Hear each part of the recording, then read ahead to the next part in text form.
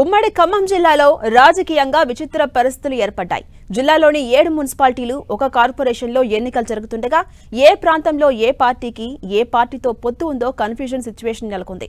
ఒక మున్సిపాలిటీలో పొత్తు ఒక విధంగా, మరో మున్సిపాలిటీలో మరో విధమైన పరిస్థితులు ఉన్నాయి. దీంతో ఉమ్మడి ఖమ్మం జిల్లాలో జరిగే మున్సిపల్ ఎన్నికల్లో ఏ పార్టీ విజయం సాధిస్తుందో అన్న చర్చ మొదలైంది.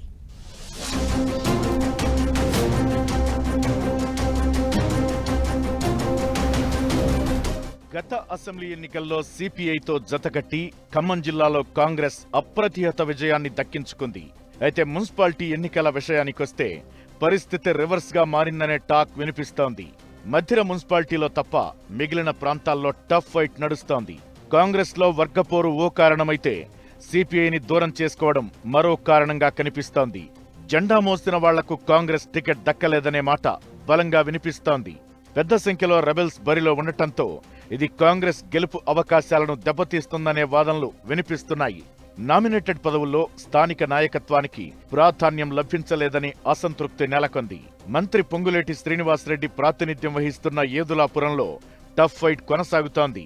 మిత్రధర్మం పాటించకుండా కాంగ్రెస్ ఏకపక్షంగా అభ్యర్థులను ప్రకటించడంపై సిపిఐ ఆగ్రహంతో ఉంది. మంత్రి పొంగులేటి ధోరణిపై ఆగ్రహంతో ఉన్న సిపిఐ బీఆర్ఎస్ కు లోపాయికారిగా సహకరించే పరిస్థితి కనిపిస్తోంది.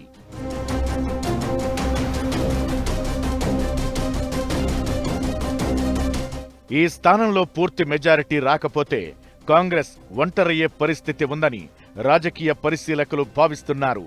ఇక తెల్దారుపల్లిలో సిపిఐ అభ్యర్థి తమ్మినేని విజయ నామినేషన్ విత్డ్రా చేసుకోవడంతో కాంగ్రెస్ ఒక వార్డును ఏకగ్రీవంగా గెలుచుకుంది.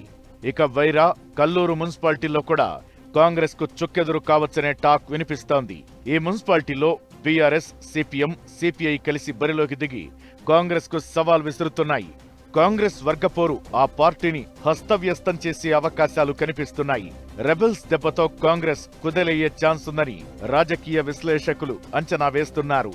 ఈ స్థానాల్లో కాంగ్రెస్ 3 వర్గాలుగా చీలి విపక్షానికి లోపాయికారిగా సహకారం అందిస్తున్నారన్న మాట వినిపిస్తోంది.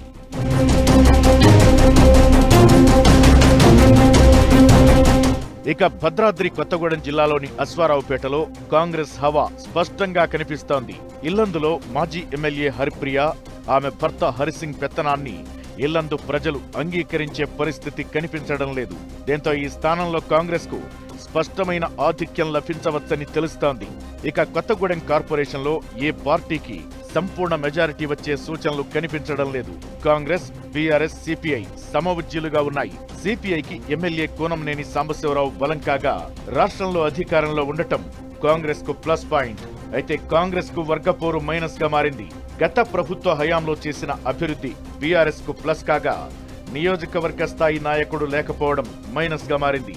ఏదేమైనా ఖమ్మం జిల్లాలో పురపోరు రసకందాయంలో పడింది.